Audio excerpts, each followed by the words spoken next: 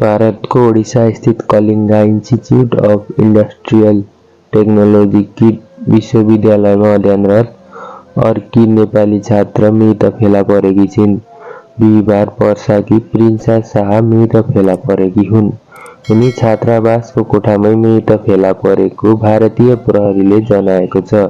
प्रिन्सा स्नातक तह प्रथम वर्षमा अध्ययनरत थिइन्।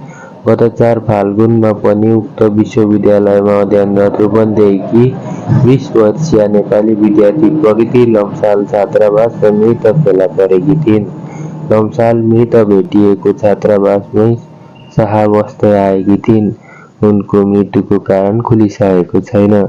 शाहको शव पोस्टमार्टमका लागि अस्पताल लगिएको भारतीय सञ्चार माध्यमले जनाएका छन्।